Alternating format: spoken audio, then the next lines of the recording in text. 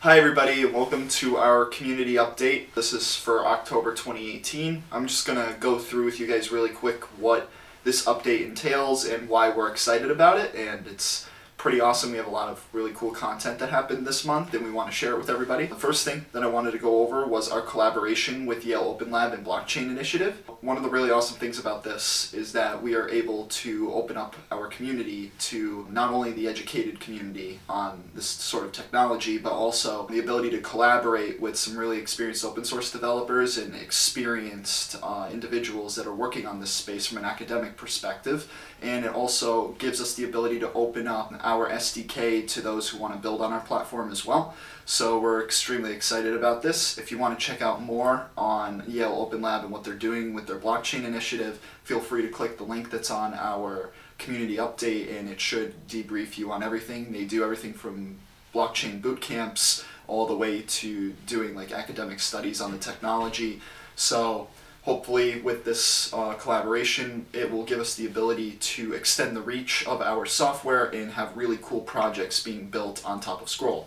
The next point that I want to mention as well is our community expansion. So if you notice that our community is getting bigger, that is due to the fact that we are expanding our reach. That being said, for the benefit of our technology and the longevity of our company and our products, it's good for us to get more exposure and be able to show everybody what Scroll is all about. If you see within the next week to maybe 2 to 3 weeks that we start expanding, that is what we're trying to go towards and expand our reach so that way more people can hear about Scroll. Next thing that I want to go over in the update is the Blockchain and Transport Alliance Summit. For this particular convention, the demo is for Aster Enterprise Implementation. We're going to be presenting Aster and everything that it does. Hopefully we get good feedback. Basically how the application runs and the way that we can compete in the market using Aster and what the benefits of Aster are in comparison to our competitors. Hopefully we'll be a recording. If there's not, we will make a YouTube video specifically for our community and it will be a breakdown of the software along with the UI and everything that goes into it. Either way, it's something to be excited about. I mean, we're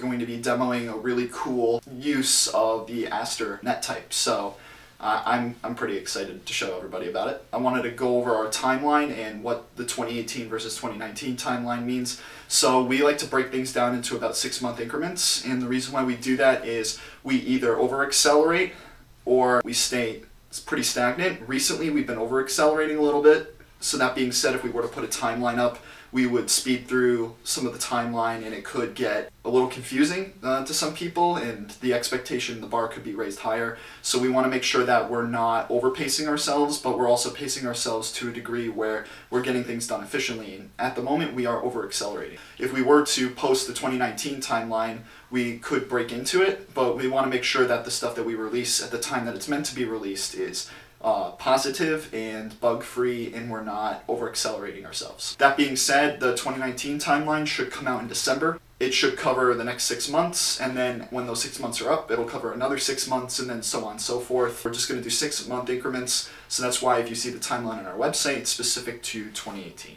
The next thing I want to go over that's pretty important is the public block explorer. So since we're working with net types that are different types of blockchains, so for instance, like what everybody's used to when they see a block explorer is a big decentralized financial transaction network. We have the ability to put a block explorer similar to what you would see like Etherscan. In terms of Aster, it is a private blockchain, and then as we release more net types that are more decentralized, we have the ability to put out those net types where you can go to one website, and on that website you'll be able to see any net type that we've produced, and you'll be able to interact with it to the degree that you can. You can install software. It's meant to be more than just a block explorer, and we're working on it now. If we had to put out a block explorer, we could, but we want to make sure we do this right so that way we're not hurting the people that want to use our technology in the way in the frame that it's being advertised, and we want to be 100% accurate with it. We just want to make sure that, like, putting out a decentralized block explorer, that's something that we can reference. It's something people have done, but we want to make sure that our private block explorer is done properly. That being said, it will be out in the future, but as for right now, we're just working on it to make sure that everything's good with it. Next thing that I want to mention is the Halloween merch competition. Feel free to go and check out the update. It'll explain exactly what you need to do to win a box of merch. We're going to be giving out the merch to 5 winners, and it's going to be randomized merch of just all Scroll stuff. So a lot of people have been like requesting, hey, when shirt?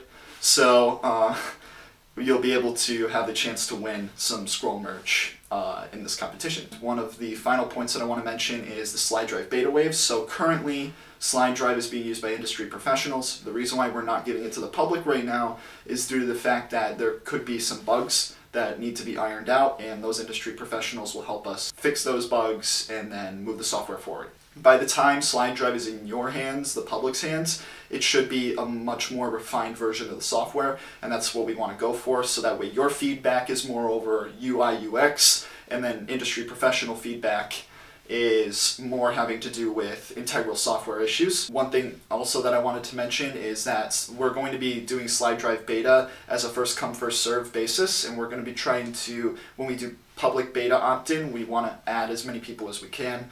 So if you're not signed up for Slide Drive beta, please go sign up. We're not forgetting about it. It's just something that we want to make sure we do right. That's pretty much it for the community update. Feel free to go read more about it. This is a really exciting update for us. Some really interesting stuff and pivotal news pertaining to the Scroll project. So hopefully everybody likes it. And other than that, if you have any questions, feel free to drop a question in Telegram and we should be able to help you. So thanks, guys.